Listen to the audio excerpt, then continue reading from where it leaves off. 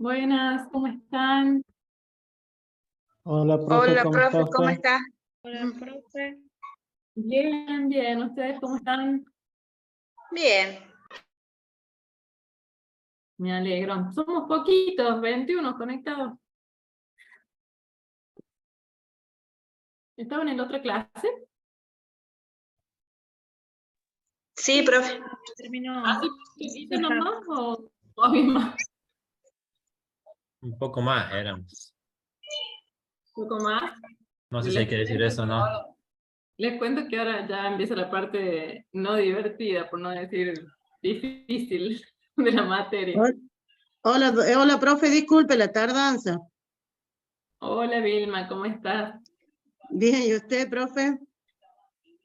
Bien, bien. Sí, Bueno, me se alegro. fijaron en el parcial que ya están las notas.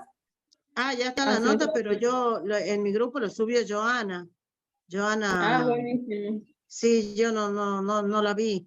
Y ahora Joana está con el esposo internado, parece que tiene dengue. Ah, no, bueno, igual lo pueden ver todos porque es un acta. Ah, bien, bien. En el foro lo vemos en la notificación. Vieron que ustedes tenían ahí donde están las clases, tenían un apartado que decía parcial, ahí están las notas también. Ah, sí, sí, sí. Bueno, profe, ya lo vamos a ver. Bueno, les cuento que ya se terminó la parte divertida de la materia y ahora viene la parte más aburrida. Pero no es aburrida, sino que es más difícil. A mí me gusta, por supuesto, que es la parte de analizar ya toda la parte de la contabilidad y cómo empezar a registrar. Y esta es la parte en la que ustedes pueden empezar a intervenir cuando ya tengan que armar un sistema, ¿sí? ¿Qué es lo que suele pasar? Que los sistemas de salud conversan muy poco con los sistemas contables. De hecho, en la Argentina hay muy poquitos sistemas contables que estén integrados a los sistemas de salud, de facturación de salud. Yo estuve trabajando en uno, estuve trabajando en un sistema en el colegio médico, sigo trabajando porque yo hace 4 años me fui, cuando volví estaba igual, así que ahora lo agarré y me puse a trabajar, pero como les decía, son muy poquitos los sistemas que pueden integrar tanto la parte de facturación de salud como la parte contable.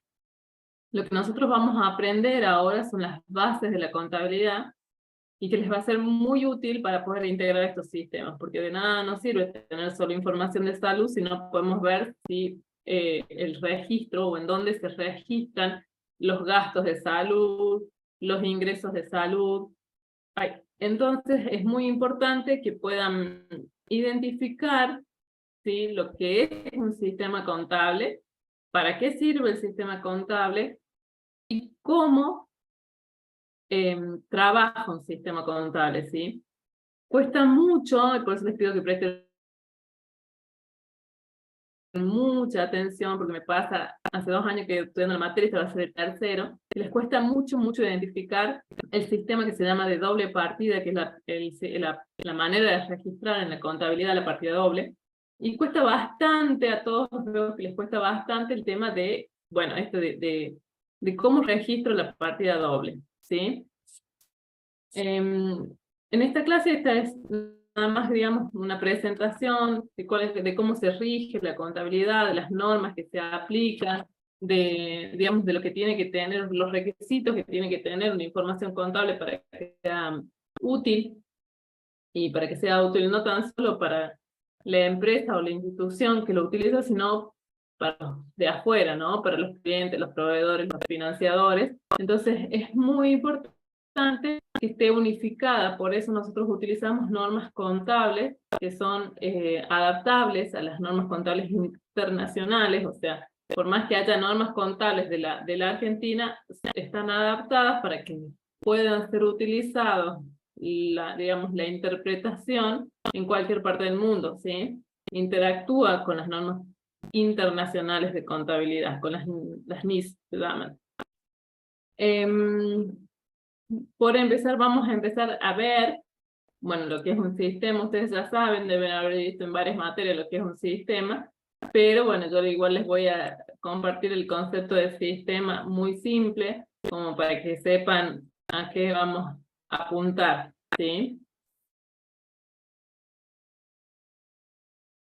Bueno, ¿están listos? ¿Tienen alguna duda? ¿Quieren saber algo antes de que empecemos la clase?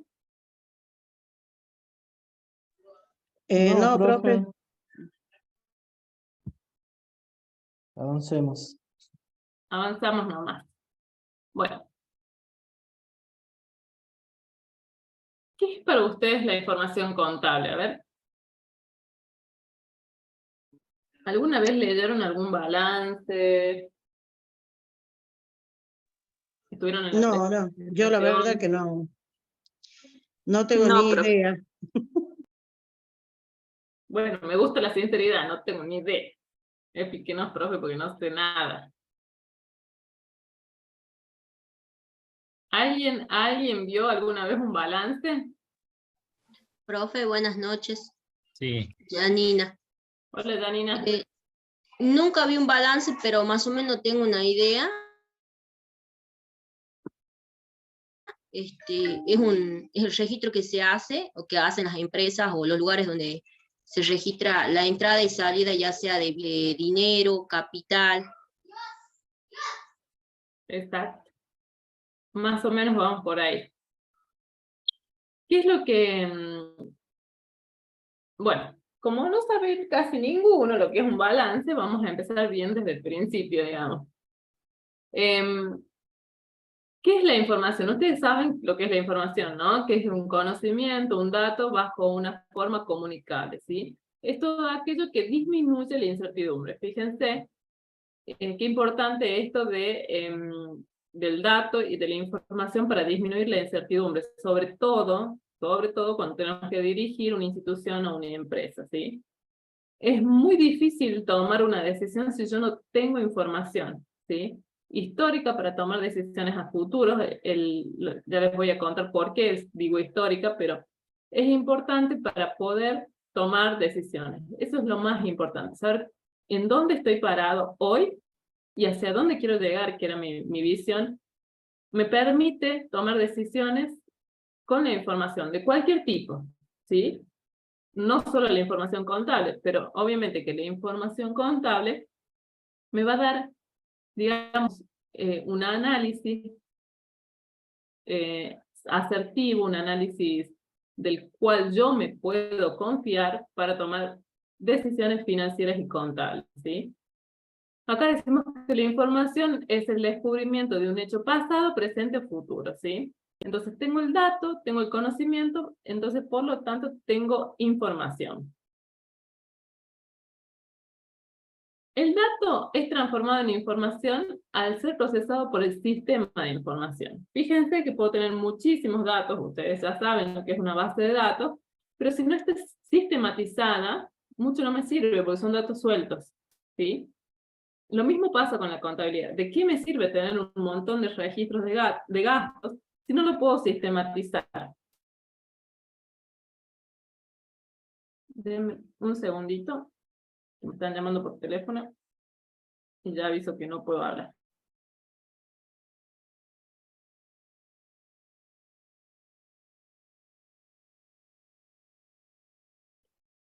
Bien.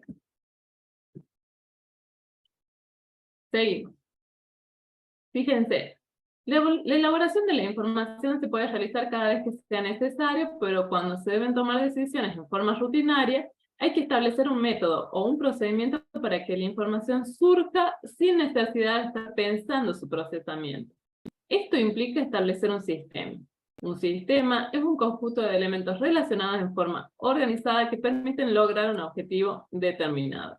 Entonces, ¿cuál es la diferencia en decir ya tengo una información sistematizada en que no tengo que pensar cómo voy a sistematizar esa información, cómo la voy a resumir, cómo la voy a presentar para que me sea útil, ¿sí? Entonces, tenemos un sistema, tenemos un plan, tenemos un método, tenemos orden y tenemos coordinación.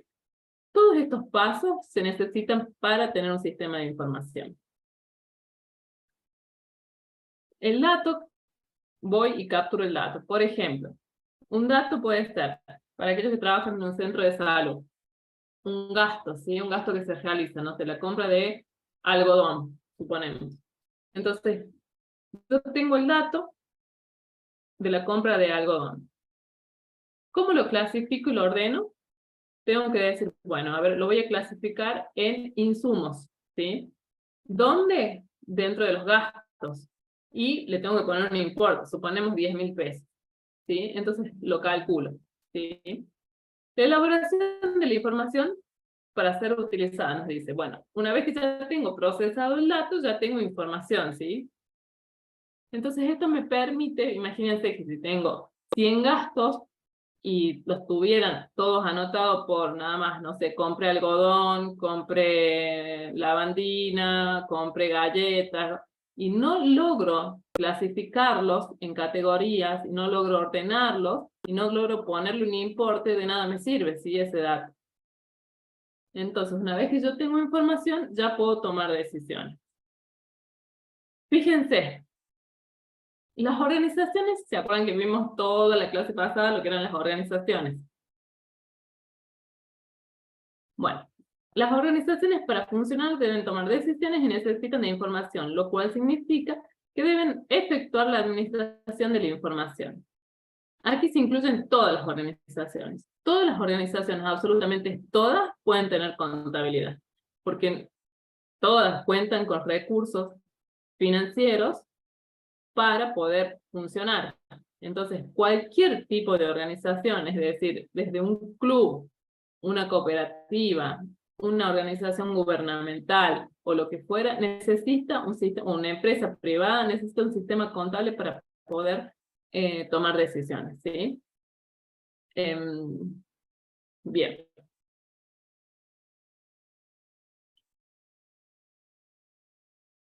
Las empresas u organizaciones deben organizar un sistema de información referente a los movimientos de fondos y recursos para evaluar si cumple o no con su objetivo. Por ejemplo, una fábrica de ropa necesita a alguien, un gerente empresario, un jefe del sector, que organice, dirige y controle las actividades, que se administre el proceso de producción, las compras, las ventas, los cobros, los pagos. Para todo ello necesita organizar un sistema de información, ¿sí? Necesita llevar un control de stock, necesita saber qué compró, cuánto vendió, qué cobró y qué pagó, ¿sí? Fíjense que todo eso forma parte del sistema contable.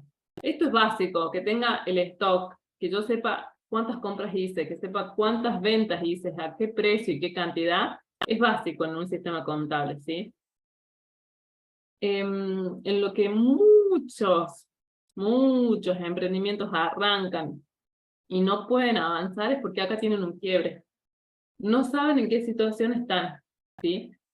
Por eso digo que es muy importante para la toma de decisiones. O sea, cuando no saben en qué situación están es porque seguramente no tienen contabilidad hecha. Y produce un quiebre en todos los emprendimientos, ¿sí? Cuando no tienen una contabilidad organizada les produce un quiebre total porque no saben si ganan, si pierden, si pueden pedir un préstamo, si no pueden pedir, si pueden pagar, si es que cobran lo que tienen que cobrar para pagar lo que tienen que pagar. Fíjense que es sumamente importante la información contable y cuesta mucho que el dueño propietario, perdón, realice esta actividad, ¿sí? Porque no suele dedicarse a eso, el dueño quiere hacer otra cosa. Entonces es muy importante que haya una persona, por lo menos una, dedicada a esto, ¿sí? Los sistemas de información contable permiten a quienes tomen decisiones y a terceros ajenos del ente obtener información útil sobre su patrimonio, sobre el patrimonio de su organización y su evolución a lo largo de la vida. Esta técnica se ha denominado tradicionalmente contabilidad. Fíjense que podemos tener dentro de todo el sistema de información, un sistema de información apartado o integrado, mejor dicho, de contabilidad, ¿sí? O sea, en salud, por decirles, en un futuro, el sistema digital que se está construyendo, que ustedes saben que lleva la historia clínica, que ustedes saben que se va a registrar absolutamente todo lo del paciente, que hasta va a poder pedir un turno, debería estar integrado a su vez con el sistema de contabilidad, porque cada organización va a ingresar sus recursos y seguramente va a gastar. por ejemplo, los recursos de sumar, los recursos de recupero de los hogares sociales, que esos ingresos ingresan al centro de salud o al efector y tienen que llevar un registro más bien prolijo. Fíjense que ahora las rendiciones cuestan un montón en lo que es sumar, en lo que es recupero, porque agarran la factura, la juntan y les mandan, ¿sí? En cambio, si tuviéramos un sistema donde se podría registrar todo esto, directamente vos tiras el registro, haces la comprobación documental y envías la rendición. Ahora cuesta muchísimo eso porque no existe, ¿sí? Y los que tienen, por ejemplo, los de sumar, que tienen un sistema de registro, está mal utilizado. Lo utilizan en el momento en que van a rendir, no cuando realizan el gasto o cuando realmente les ingresa el dinero. Fíjense que este es un término recontra viejo, pero así se llama. Se llama teneduría de libros. ¿Por qué? Porque antes la contabilidad, y agradezco tanto los sistemas de información, antes se hacía a mano, chicos. O sea, se registraba la caja, los movimientos de caja a mano, se registraban los movimientos de banco a mano, se registraba las compras a mano, se registraban las ventas a mano, y eran todos libros. Por eso se llamaba teneduría de libros. Hoy por hoy está digitalizado, sin embargo, así todo te obligan a llevar los asientos contables diarios, y eso se tiene que imprimir y se tiene que foliar, ¿sí? En las empresas, porque sigue existiendo la obligatoriedad del libro. ¿Alguna vez vieron así un libro de alguna institución? ¿No? Si no han visto un balance. No, profe, realmente yo no, porque no estoy en la parte administrativa dentro del hospital. Nunca vi un libro de esos. Me gustaría saber cómo llevan la economía de sus casas. Si nunca han visto balance. Bueno, eso es Pésima. Como la Cristina. ¿Cómo llevan si no llevan un registro? ¿Saben en qué gastan, en qué no gastan? Profe, en mi En caso, Soncera se puede contestar, profe. Creo que habló Antonio, ¿puede ser? sí. En mi caso, tuve el libro de contabilidad a mi cargo por unos 3 años, en los cuales estuve haciendo el balance, tanto lo que es de entrada-salida del producto, de lo que también tuve entrada de lo que era los insumos que se pedía tanto fuera de la provincia y dentro de la provincia. Eso también llevaba a lo que se podía, si se ampliaba el negocio, se podía llegar a hacer un balance de todo el gasto y se quedaba la plata necesaria para hacer esa compra de la ampliación del negocio, ¿no?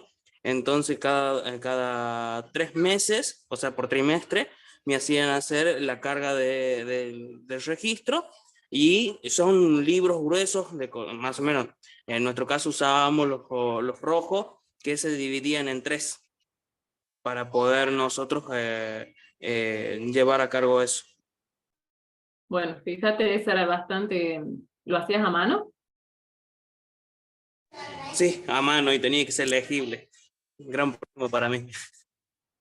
Bueno, muy tedioso, ¿no? Llevar la contabilidad a mano es algo sumamente tedioso. Cuando hay pocos movimientos, no es tan difícil, pero hoy por hoy es bastante complicado llevar un registro al día y llevarlo bien, ¿sí? Pablo dice, cuando cobro, separo primero para los gastos fijos, el resto para comer, tratar de llegar a fin de mes.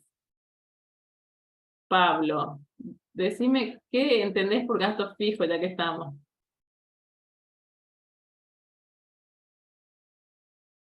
Los impuestos, por ejemplo, son gastos fijos. Tiene un problema en el micrófono, Pablo, debe estar escribiendo, profe. Bueno, esperamos. Dice, bueno, es lo que hacemos todos, nada más que no lo registramos en un libro, en un cuaderno. Es separar los gastos, lo que tenemos que pagar en impuestos, y luego lo que queda, y separar, ¿no? Porque separar para los impuestos, después para la comida diaria, ropa, calzado, fíjense porque acá, justamente hoy por hoy no alcanza. yo suelo hacer esta distinción porque en la Argentina como es raro decir gasto fijo, porque el gasto nunca está fijo, digamos, siempre está en aumento, yo suelo diferenciarlo como gasto elegible, digamos, y gasto no elegible. Es decir, yo no puedo elegir dejar de pagarlo porque no puedo vivir sin luz, porque no puedo vivir sin agua, porque no puedo vivir sin pagar el alquiler. Cuando me llega un gasto a mi hogar, yo tengo que considerar eso. ¿Puedo elegir pagarlo o no? ¿Disminuye mi calidad de vida si no lo pago o no? Y las tarjetas de crédito, ahí Pablo Pablo puso como gasto fijo. ¿Qué pasa con las tarjetas de crédito? Esto no va dentro de la clase, pero no importa. Las tarjetas de crédito las suelen utilizar como una extensión del sueldo. Y no se dan cuenta que están utilizando préstamos permanentemente, ¿no? La utilización de la tarjeta no es una extensión del sueldo, es pedir un préstamo. Salvo para algunas cuestiones, como por ejemplo, puedo utilizarla para un pago en una sola cuota, y algunas cosas que pueden justificarse hacer el gasto con la tarjeta de crédito, hay que tener muchísimo cuidado, porque por lo general, lo que se hace con la tarjeta de crédito es gastar en algo que puedo elegir no gastar, y sin embargo, cuando ya puse la tarjeta de crédito, se convierte en un gasto fijo porque ya después no puedo elegir no pagarlo. No puedo elegir no pagarlo porque si no lo pago, me cobran intereses, y si no lo pago y si sigo sin pagar, hasta me pueden poner en el veraz y me pueden hacer una retención del sueldo. Entonces, no es un gasto elegible la tarjeta de crédito. Es un gasto que no puedo elegir y que termina siendo fijo. Bueno. En las empresas pasa lo mismo, tengo gastos fijos y tengo gastos variables, ¿sí? Un gasto variable puede ser, por ejemplo, el súper puede ser variable hasta tanto yo convierta como un presupuesto destinado al supermercado, pero por lo general el súper, los regalos, las salidas, algunas otras cosas. A ver, también es muy personal el tema de elegir algún gasto. Por ejemplo, para mí, el gimnasio no es un gasto elegible, porque para mí depende de mi salud. Yo tengo 2 médicos, si no voy al gimnasio, no me muevo. O sea, para mí no es que sería un gasto que yo puedo elegir, lo tengo que hacer, ¿sí? Es como una medicación para cualquiera. Entonces, tengo que valorar qué es lo elegible para cada uno, y en las empresas pasa lo mismo, ¿no? Por supuesto, ¿sí? Hay gastos que se pueden elegir hacer y otros que no. Un alquiler, si mi empresa alquila un depósito, no puedo elegir si lo gasto o no lo gasto, ¿sí? Puedo elegir, capaz, no sé, los gastos en publicidad, pueden variar, ¿sí? Entonces, la teneduría de libros, como les decía. La contabilidad es parte de los sistemas de información de la empresa que deben proporcionar datos útiles. La teneduría de libros es el sistema que permite la clasificación, el registro, el cálculo y el almacenamiento referido principalmente a las variaciones patrimoniales del ente. La función es mecánica, ¿sí? En cambio, en la contabilidad además tiene en cuenta las variaciones patrimoniales del ente. ¿Cuál es la diferencia, digamos, entre la teneduría del libro y la contabilidad? En que en el libro se hace pura y exclusivamente el registro, ¿sí? Por eso habla de una forma mecánica. En cambio, la contabilidad ya tiene otra interpretación, ¿sí? Ya vamos a ver más adelante por qué. Fíjense, la contabilidad debe fijar normas para el procesamiento de los datos, para la evaluación del patrimonio y sus variaciones, y de exposición de la información. Yo en la universidad debo haber tenido prácticamente 1, 2, 3, mínimo 3 materias de información, de exposición de la información, porque es muchísimo. Entonces, fíjense, es muy grande, pero acá vamos a tratar de ver cómo se expresa la información para que puedan entender a la hora de armar un sistema qué es lo importante que debe mostrar, ¿sí?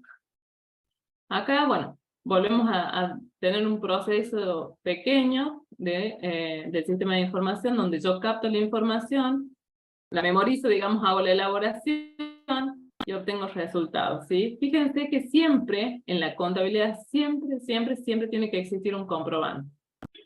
Además, tengo que tener cuentas. Las cuentas son las clasificaciones. Las clasificaciones son para poder integrar la información en, digamos, en el sentido de poder hacer como un resumen de la información que me permita decir, bueno, a ver, todos los gastos de, no sé, de insumos los voy a clasificar en esta cuenta, ¿sí? Los voy a llevar a esta cuenta para poder hacer un análisis más asertivo, más sumido, más técnico, más práctico, ¿sí? De ahí se produce el registro contable y de ahí salen los estados contables. Los famosos estados contables son el balance general de cualquier institución, organización, empresa, ¿sí? Cuando ustedes escuchen estados contables y escuchen balance, es prácticamente lo mismo. Bien dicho, sería estado contable. Los datos procesados por la teneduría del libro deben ser reordenados, analizados y sintetizados a través de informes contables. Ya vamos a ver cuáles son los principales informes contables, ¿sí? Estos se elaboran teniendo en cuenta los destinatarios. Fíjense que es muy importante esto, aunque no parezca, es muy importante quién va a utilizar la información, ¿sí? Si va a ser de uso interno o va a ser de uso externo, ¿sí? De uso interno, ¿para qué? Son los informes de gestión requeridos por los órganos de administración. Y de uso externo es la preparación de información para terceros, ¿sí? Donde se presenta un detalle de la situación patrimonial. Y acá es el famoso activo, pasivo, patrimonio neto, ganancias, pérdidas, que deben haber escuchado quizás no atentamente, pero ahora que lo saben, se van a dar cuenta si escuchan hablar de activo, de pasivo, de patrimonio neto, es todo esto, ¿sí? Fíjense quiénes son los usuarios de la información. El Estado, ¿para qué? Para la recaudación impositiva. Los propietarios, las entidades financieras, los inversionistas, los prestamistas, los clientes, los proveedores, las bolsas de comercio, los asesores financieros. ¿Por qué? Porque todos estos usuarios necesitan saber en qué situación está la empresa, ¿sí? Fíjense que de los estados contables surgen muchas declaraciones juradas de impuestos, como es, por ejemplo, el impuesto a las ganancias. Habrán escuchado el impuesto a las ganancias, ¿no? Sí, profe, sí, yo escuché impuestos a la ganancia. Bueno, el impuesto a las ganancias recae tanto sobre las personas físicas como las personas jurídicas, o sea, para sociedades y algunas instituciones también, ¿sí? Las organizaciones sin fines de lucro pueden llegar a estar exentas de acuerdo a determinadas actividades que realicen del impuesto a las ganancias, pero igual tienen que presentar el balance en la AFIP y mandárselo para que la AFIP tenga la información, ¿sí? Por eso dice que hay distintos usuarios de información contable. ¿Para qué piensan que un prestamista o un inversionista necesitaría esa información? Para ver si puede devolver el dinero. Muy bien, exacto, para ver su capacidad de pago. ¿Y el inversionista?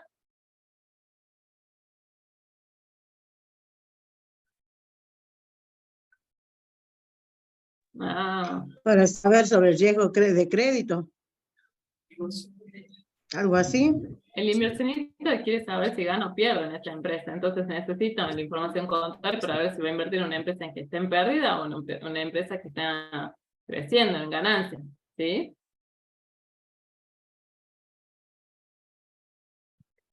Bueno, fíjense también, los asesores financieros y las bolsas de comercio necesitan de esta información.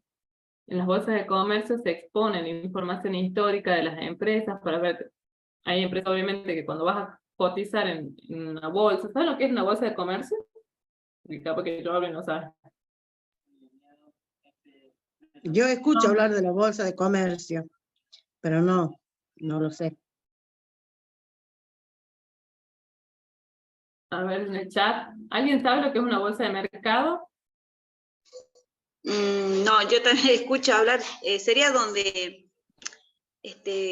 ponen todos los precios y después sería como para ver cuál es el más barato y el más caro, algo así. Algo así.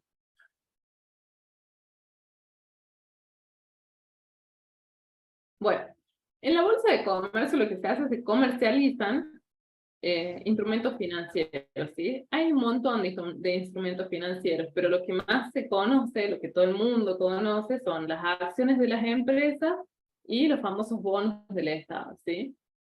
¿Qué se hace ahí? Cuando yo, por ejemplo, tengo mi empresa y quiero cotizar en bolsa, mi empresa, ¿para qué lo haría? Para obtener financiamiento. ¿Por qué? Porque yo voy a vender parte de mi empresa en el mercado, que el precio lo va a determinar el mercado, o sea, la oferta y la demanda, va a determinar el precio, yo voy a poner un precio base de mis acciones. La oferta y la demanda va a determinar cuál es el precio de mercado. Entonces, si viene, por ejemplo, a ver, voy a agarrar algún de dormido. Si viene, no sé, Yamil, y quiere comprar acciones de mi empresa, lo va a hacer en la bolsa de mercado a determinado precio, ¿sí? Y después, él en algún momento evaluará si las va a vender o si las va a seguir teniendo. ¿Qué son las acciones? Son partecitas, ¿sí?, del patrimonio de una empresa. Es decir, si yo compro acciones, soy dueño de una partecita de una empresa, ¿sí? Entonces, sí o sí, la bolsa de comercio necesita esta información para poder, obviamente, cotizar en la bolsa, ¿sí? Se hacen en los famosos análisis financieros, ¿sí? Bueno. Profe, y esa parte donde uno ve en el noticiero que dice, por ejemplo, los corredores, los grandes corredores de las bolsas, dicen, de comercio. ¿Qué significa eso? Porque van detrás del dólar, a saber cuánto está el dólar, a cuánto lo pueden comprar, a cuánto lo pueden vender, ¿es esa parte? Algo parecido.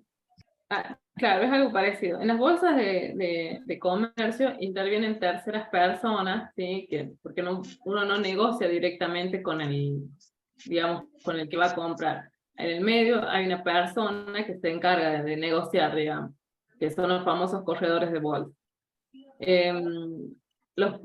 Lo que ocurre, digamos, estas personas se especializan en eso, ¿no? Ellos están para eso, son intermediarios, son brokers, son corredores de bolsa, y ellos están pendientes de esto, de los precios, de la oferta y la demanda. Entonces, cuando aumenta el dólar, hay acciones que van a aumentar el precio o que van a disminuir el precio, ¿sí? Entonces, están atentos a eso, y lo que pasa es que en la bolsa de comercio existe como un movimiento en masa, ¿sí? Entonces, cuando ocurre algo, algún factor que influya en el precio de las acciones, el mercado se mueve en masa, ¿sí? Hace que explote o que caiga por completo. Puede pasar a ser la caída de un banco, porque ciertos bancos están con el dinero de esa empresa, que las empresas van movilizando. Se te escucha entrecortado. No sé quién está hablando, pero se te escucha muy entrecortado. Vilma tiene el micrófono abierto. A ver. Ahí está. Bueno. Como les decía, bueno, estos intermediarios son los famosos corredores de bolsa, ¿sí? Y bueno, y ellos obviamente están pendientes del movimiento del mercado en sí, más allá de la situación de la empresa o de la organización. Ellos lo que les interesa es lo del momento. Entonces, se mueven de acuerdo a cómo se mueven en masa, en realidad. O sea, pasa algo y lo que hace, digamos, el pensamiento de ellos se mueve en masa y hacen que el mercado, como vuelvo a decir, o explote o caiga en quiebra. Bueno, los requisitos de la información contable. Toda la información contable tiene un montón de requisitos que son necesarios para que esa información sea verdadera, ¿sí? Es muy difícil poder tomar decisiones con información que no es verdadera. ¿De qué me sirve? O sea, yo puedo hacer un montón vieron que se escuchan ahí los contadores que dibujan, qué sé yo, pero en realidad esa información que está dibujada no sirve de nada, porque no refleja la verdadera situación de la empresa y por lo tanto no me sirve para tomar decisiones. Entonces es muy importante que cumpla estos requisitos, ¿no? Permitir un diseño lógico de las normas contables sobre bases deductivas. permitir resolver cuestiones de información contable cuando no existen normas específicas, ¿sí? Entonces, estos requisitos, cuando no hay una norma, yo tengo que cumplir con estos requisitos, ¿no? Que sean de utilidad, que sean básicos y que sean secundarios estos requisitos. Hay muchas normas, obviamente yo no me voy a poner a leerle todas las normas, porque aparte no las van a entender, pero acá las tienen para que ustedes sepan de qué se trata cuando les dicen las famosas RT, que son las resoluciones técnicas de la Federación Argentina de Contadores. Es como que establecen ciertas normas, así como hay normas de uso en la salud, hay normas de información, de exposición de información en la contabilidad, ¿sí? Así como tienen, no sé, normas de prácticas clínicas, bueno, en la contabilidad existen normas de exposición de la información para que sea útil y para que sea verídica y para que sirva, ¿no? A ver. Fíjense, esto sí es tema de examen, ¿cuáles son las características? Ya a mí me pregunta si puede servir para pagar menos impuestos. Un balance dibujado, sí, por supuesto. No te va a servir para tomar decisiones, pero sí te va a servir para pagar menos impuestos. Pero es muy importante que ese balance esté acordado. A ver, no, va a pasar mucho, nos pasa mucho los contadores que nos piden que, bueno, no pagar tanto impuestos. Y ahí empezás a ver si realmente se puede. Claro, por supuesto, es un delito. Es un delito. Muchas veces no hace falta, muchas veces simplemente con llevar cierto orden y saber presupuestar cuánto quiero pagar de impuestos a fin de año, no hace falta que después tengan que andar las corridas, los dueños y el contador a ver cómo hacen para pagar menos impuestos, ¿sí? Es simplemente organizar y presupuestar cuánto voy a poder pagar de impuestos a las ganancias. El tema es que, obviamente, y es entendible, cuesta mucho pagar impuestos en la Argentina porque no hay una situación recíproca, no es que yo pago mis impuestos y tengo no sé, tengo una devolución de eso de buena calidad, por decir, bueno, yo pago mis impuestos, pero utilizo el transporte público porque es de excelencia, utilizo la salud pública porque es de excelencia, utilizo la educación pública porque es de excelencia. No, sabemos que no. Todavía falta en nuestra salud pública, todavía falta un nivel de excelencia, sabemos que en todo lo que sería, por decirle, los impuestos municipales que pagamos, recibimos el servicio que realmente queremos y no, a veces hasta pagamos para que nos vayan a sacar la basura de la puerta de mi casa. Y yo vivo en una cuadra en la municipalidad y tengo que pagar a alguien para que me le venga a retirar porque no pasa el camión de basura hace una semana. Entonces cuesta pagar los impuestos por eso. Porque no hay una retribución de la otra parte que sea recíproca, que sea coherente con lo que yo pago. Para las líneas de crédito te conviene siempre, perdón, acá ya me está preguntando en el chat, pero si yo voy a pedir un crédito, siempre tengo que contar cuál es la verdad de mi empresa. Porque después no voy a tener capacidad de pago. Y si yo no tengo capacidad de pago, me endeudo, y si me endeudo me quiebro. Entonces, siempre que voy a pedir un préstamo o un crédito, tengo que mostrar cuál es la realidad de la empresa. Y aparte que si yo no muestro ganancias, fíjense que acá hay acá se juega un poco también esto de lo que quieren los dueños, eso es lo que no quieren. No quieren pagar muchos impuestos, con lo cual prefieren un balance que dé pérdida. Pero ¿qué pasa? Si vos tenés un balance que te da pérdida, no podés pedir un préstamo en el banco, porque ningún banco te va a prestar si vos no tenés ganancias, si vos no tenés capacidad de pago. ¿Se entiende? O sea, por eso es tan importante la información. Si yo quiero crecer y necesito financiamiento, ¿cómo voy a ir al banco a decirles, dame un préstamo y tengo, no sé, 15 millones de pesos para abajo? Imposible, no me lo van a dar. ¿Sí? A ver qué me dice acá Yamil. ¿Puede ser que las grandes empresas están endeudadas o tienen un pasivo muy grande? De esa manera crecen. Pueden tener un pasivo pueden tener un gran pasivo, pero a su vez no necesariamente significa que estén endeudadas. Puedes tener un gran pasivo y un gran activo, es decir, con qué pagarlo, ¿sí? Las grandes empresas suele pasar, por ejemplo, cuando, no sé, bueno, ustedes no saben de esto, pero cuando fue la crisis inmobiliaria en Estados Unidos, lo que pasaba fue, después cayó toda la bolsa de mercado, fue que los bancos daban créditos con tasas basuras, que se decía, ¿sí? Los bancos le daban a las personas créditos con tasas que no eran redituables para el banco, ¿sí? Entonces, todos los bancos quebraron en ese momento, cuando cambia el gobierno, entonces se pierde credibilidad en lo que era el banco, ¿sí?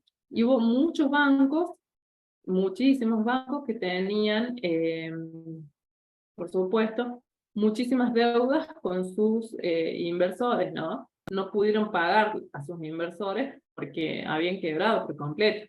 Entonces, nadie quería poner plata en el banco porque estaban en quiebra total. Eso pasó en Estados Unidos. Pero fue como una situación excepcional, porque el gobierno en realidad había decidido esto de las tasas basuras para poder darle la posibilidad a las personas de acceder a la vivienda, pero quebró todo el sistema financiero porque no lo subsidió como correspondía. Y las grandes empresas que tienen pasivos grandes, en realidad por ahí le dicen pasivos a estas empresas que cotizan en bolsa y tienen como mucho dinero, pues digamos mucha financiación externa, pero en realidad no están debiendo dinero, sino que juegan con esto de la oferta y la demanda, ¿sí? Hay algunas que sí, obviamente, que para crecer necesitan un gran endeudamiento, pero a su vez tienen con qué responder, ¿no? Bueno, esto de las características de la información es importante porque es tema de examen. Antes de 15 minutitos antes que nos vamos, les voy a hacer aclaraciones previas al cierre de la clase. Tiene que ser información de relevancia, es decir, tiene que ser información importante, ¿sí? De nada me sirve registrar información que no es importante. Es decir, si yo voy a analizar la situación financiera y económica, y bueno, de nada me sirve saber en esta información una queja de cliente. Eso será para otro sector, ¿sí? Tiene que ser objetiva, tiene que ser oportuna, tiene que ser precisa, tiene que contener integridad, tiene que ser clara, tiene que ser suficiente, tiene que tener prudencia, la información, esta palabra me gusta, prudencia. Normalización, sistematización, verificabilidad. Esto es sumamente importante, porque de esta verificabilidad es de lo que se vale la AFIP. ¿Qué hace la AFIP cuando vos presentas un balance y te cuestiona algo? Te dice, a ver la documentación respaldatoria, y de eso se trata, de que sea verificable la información. Si yo no tengo documentación que respalde lo que yo registré, estoy en el horno. Para defenderme, estoy en el horno, no tengo cómo defender eso, ¿sí? Tiene que tener certidumbre, ¿sí? No es una información con incertidumbre, ¿sí?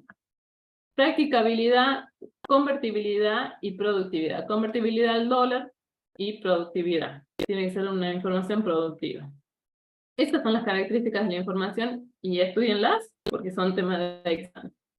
Fíjense que acá en la resolución técnica número 10, que es una de las más famosas que nosotros tenemos, nos habla de estas características, ¿sí? Y nos dice que los estados contables se agrupan en verdadera, en verdadera, en que de acuerdo a su rendimiento puede ser útil y productiva, tiene que ser la que corresponda, o sea, tiene que ser pertinente, significativa, suficiente e irreemplazable, fíjense. Tiene que ser viable, o sea, que tiene que ser accesible, tiene que ser práctica, tiene que ser organizada, comparable, convertible, oportuna, clara. Todas estas características, todos estos adjetivos tienen que tener la información sistematizada y racional, fíjense. Después tenemos otra RT que también nos habla de los requisitos y nos dice que tiene que tener sentido de pertenencia, tiene que ser confiable, ¿sí?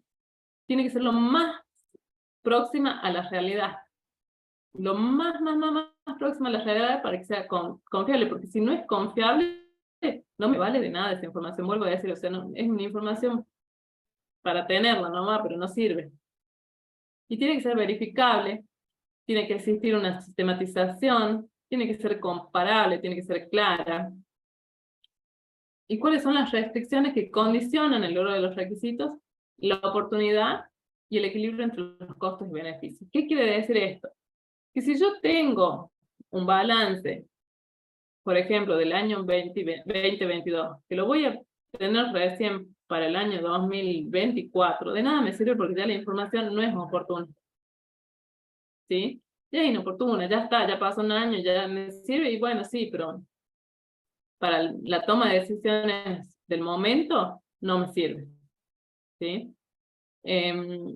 Ahora, si yo quiero proyectar un año de inversión, por ejemplo, para el año 2024, yo tengo que tener la información del 2023, a lo sumo en enero, febrero, yo tengo que saber, digamos, cómo me fue en el año.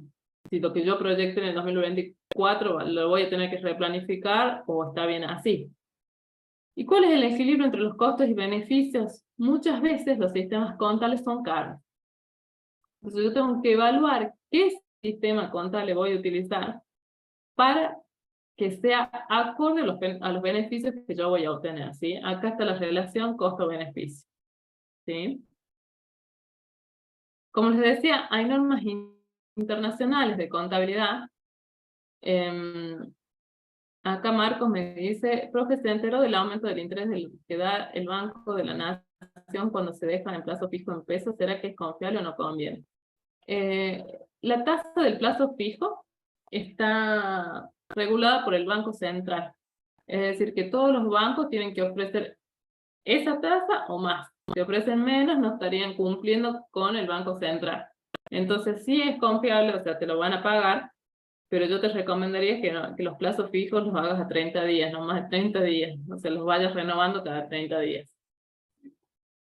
Bueno, las normas internacionales de contabilidad también tienen sus atributos y tienen sus restricciones. Nosotros, obviamente, cada país trata de acoplarse a estas normas internacionales para que sea legible, digamos, en todo el mundo la información, y por eso habla de convertibilidad también, porque yo tengo que poder convertir mis estados contables a dólares, por ejemplo, ¿sí?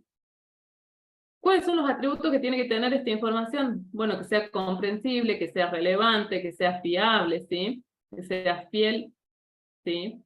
Que sea neutra, que sea prudente, que sea íntegra, que sea comparable. ¿Comparable con qué? Comparable con el año anterior, comparable con otras empresas, ¿sí? Si yo quiero saber en cuál empresa voy a invertir, y más o menos me tienen que decir los mismos rubros, si no, ¿cómo voy a comparar en cuál me conviene invertir? Tiene que tener una imagen fiel, fíjense, una presentación razonable. Otra vez nos habla de las restricciones, que tienen que ser oportunas, que tiene que haber un equilibrio entre los costos y beneficios, y un equilibrio entre las características cualitativas. Ya vamos a ver cuáles son las cualitativas, pero cuantitativa se refiere a números y cualitativa se refiere a interpretaciones, ¿sí? Digamos, a redacciones.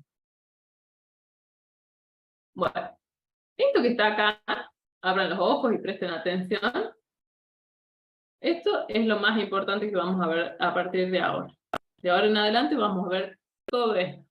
Acá es un resumen de cuáles son los elementos de los estados contables, pero a partir de aquí es lo que vamos a ver de ahora en más en todas las clases. Cuando yo voy a abrir un balance contable, voy a ver estos principales estados, ¿sí? Son lo básico que yo voy a ver. Después puedo tener anexos, pero si no está esto, es como que no existe un balance sin esto, ¿sí? Sí o sí tienen que estar estos 4 estados. Estos 4 estados me van a informar sobre cuál es la situación patrimonial de la empresa, ¿sí? Cómo evolucionó respecto del año anterior, cuál es la evolución de los resultados, ¿sí? Es decir, si hubo ingresos, si hubo pérdidas, si hubo ganancia. ¿Y cuál es la evolución financiera? Es decir, cómo se originaron los fondos y en qué gasté. Estos 4 estados, que ya vamos a ver bien en las próximas clases qué es lo que significa cada uno, es indispensable verlo. Yo lo voy a ver al principio de cualquier balance. Yo abro el balance o el general, sea balance general, lo abro, lo primero que tengo es la situación patrimonial. Y voy a ver el activo, el pasivo y el patrimonio neto. Después voy a ver cómo evolucionó este activo y ese pasivo, o ese patrimonio neto, y después voy a ver el estado de resultados. Veo el estado de resultados y atrás voy a ver el estado de flujo, que es la evolución financiera. Estos 4 estados son sí o sí. Y esta ven que acá hay una formulita que puse una calculadora. No se la pueden olvidar más. No se la pueden olvidar más, porque si no entienden esta fórmula, si no se la graban esta fórmula, de acá para adelante no van a entender nada de lo que hagamos. ¿Sí? Así que, aprendan esta fórmula. Fíjense, acá en la situación patrimonial vamos a expresar lo que es el activo, el pasivo y el patrimonio neto. Y tiene que cumplir sí o sí con esto. O sea, el activo menos el pasivo de cualquier institución, ya vamos a ver qué significa, pero por ahora se graba en esta fórmula. El activo menos el pasivo de cualquier institución tiene que ser igual a mi patrimonio neto. Si yo doy vuelta a la ecuación, el pasivo más el patrimonio neto me va a dar igual al activo. No se olviden de esta fórmula. Si ustedes abren un balance y esta fórmula no cierra, está mal hecho el balance. Está mal hecho el balance, o sea, no puede existir que haya un balance donde no me cierre esta fórmula. Activo menos pasivo, patrimonio neto. Y pasivo más patrimonio neto me da igual al activo. ¿Sí? Esto es fácil porque los ingresos menos los egresos son ganancia o pérdida, ¿sí? Esto no, digamos, no se pueden olvidar de que el ingreso menos el egreso es la ganancia o pérdida. Pero sí la formulita de arriba. Ya la van a entender por qué, pero la tienen que memorizar así tal cual. ¿Alguna pregunta antes de seguir? No, profe. Profe. ¿Seguros? Miren que yo sé que es un poquito más difícil esta parte.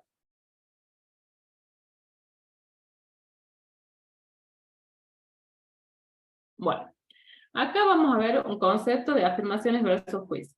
¿Por qué quiero que distingan esto? Porque cuando voy a leer un balance, hay muchas interpretaciones de los balances, pero yo tengo que diferenciar los hechos de los juicios, ¿sí?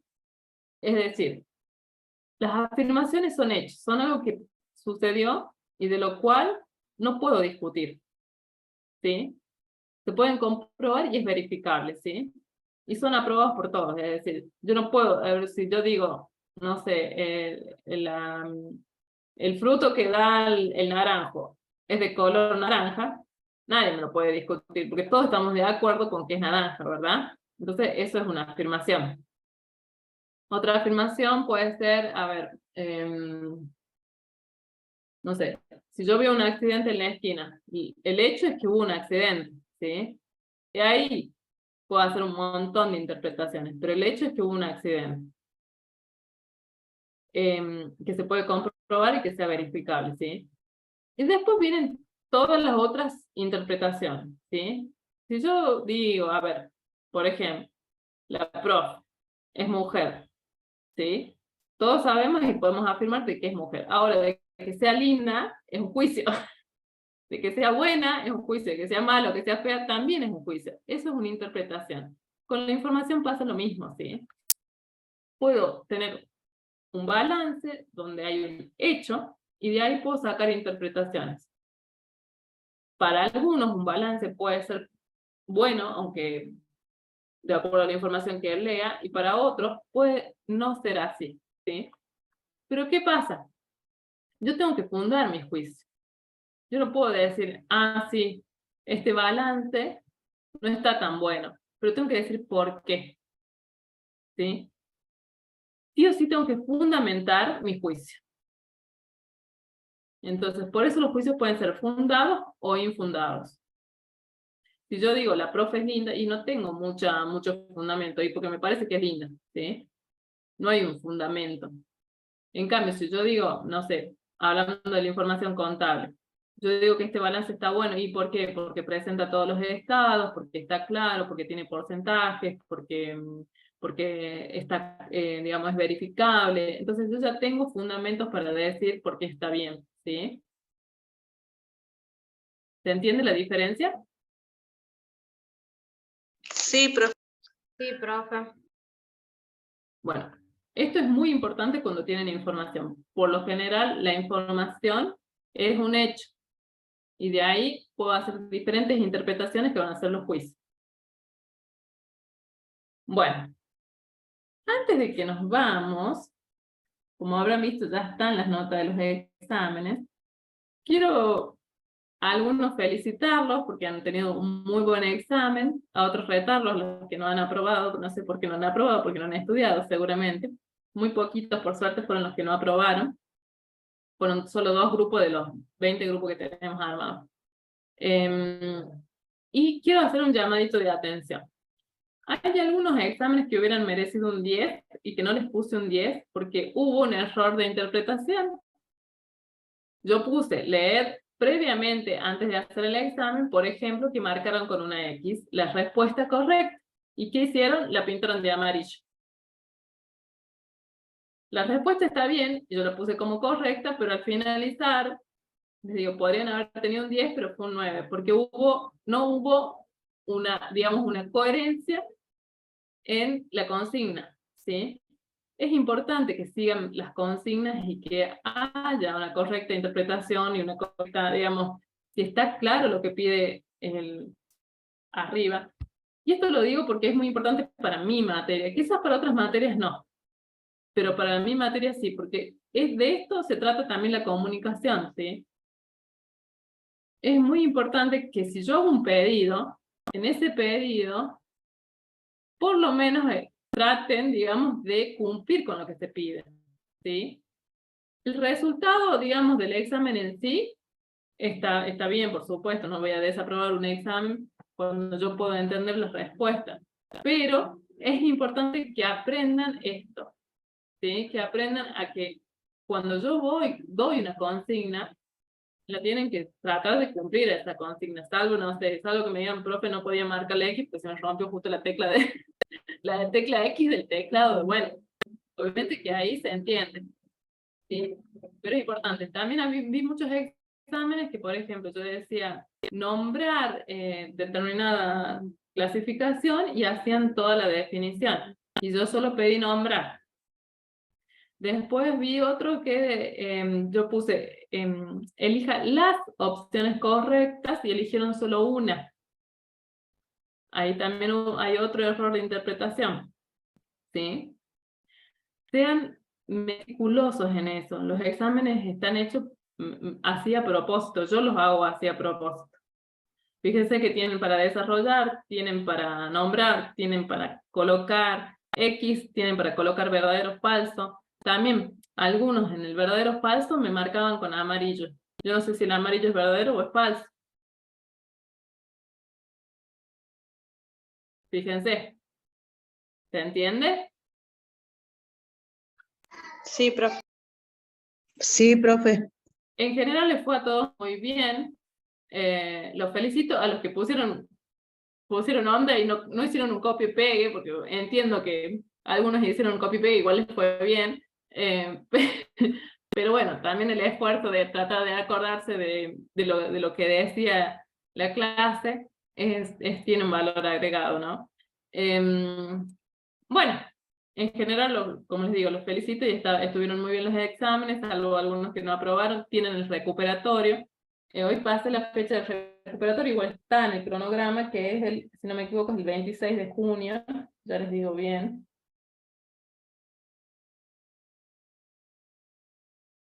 Sí, profe. El 26 de junio tienen el recuperatorio, sí. Bueno, profe. ¿Les queda alguna duda sobre la clase de hoy? Miren que aparte de la clase que viene, como les digo, ya empieza la parte práctica. Esta es la parte teórica de la parte difícil. Ya, la clase que viene empieza la parte práctica de la parte difícil. Profe, Sí. ahí va a explicar usted lo que es en la parte esta de donde sale lo que tenemos que aprender es el patrimonio neto. Sí. Ustedes aprendan a hacer la fórmula y después van a entender por qué, ¿sí? Ustedes aprendan a hacer esta formulita donde el activo menos el pasivo, la repiten, por donde van caminando y dicen, cierto que el activo menos el pasivo igual al patrimonio neto, cierto que el pasivo más el patrimonio neto igual al activo. Por donde vayan, ustedes acuérdense de esta fórmula y después van a ver por qué les digo que se tienen que acordar. En la contabilidad, ya lo vamos a ver, se registra con lo que se llama la partida doble. Y si yo no tengo en cuenta esta fórmula, no la voy a entender. Entonces, Bien. tengan en cuenta esa fórmula para después entender el registro.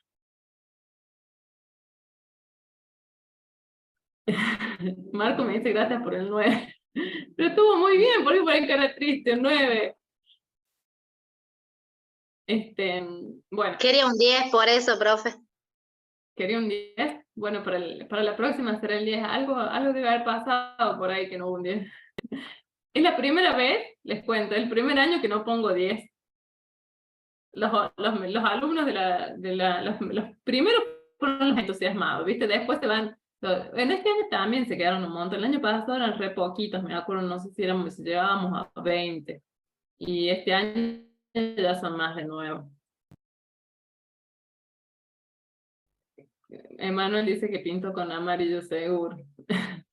Y sí, fíjense que la consigna era marcar con una X o colocar verdadero o falso. Y yo el amarillo, bueno, creo que era el verdadero, no sé si era el verdadero o el falso. Fíjense qué importante seguir la consigna. Esto es para que les sirva no tan solo para mí, sino para todos los exámenes, ¿no? Y para todos los trabajos que hagan. Es importante poder, y más acá, donde vamos a ver interpretación de la información, ser claros, ¿sí? Bueno, nos vamos a ver el próximo lunes, y preparen para el próximo lunes cuadernito, lapicera, calculadora, porque vamos a ver esto ya práctico, ¿sí? Bueno, Sí, profe. Bueno, profe. Bueno, los veo el lunes que viene. Chao, profe. Que Nos tengan vemos. una linda semana. Nos vemos. Igualmente. Chao, chao. Chao, profe.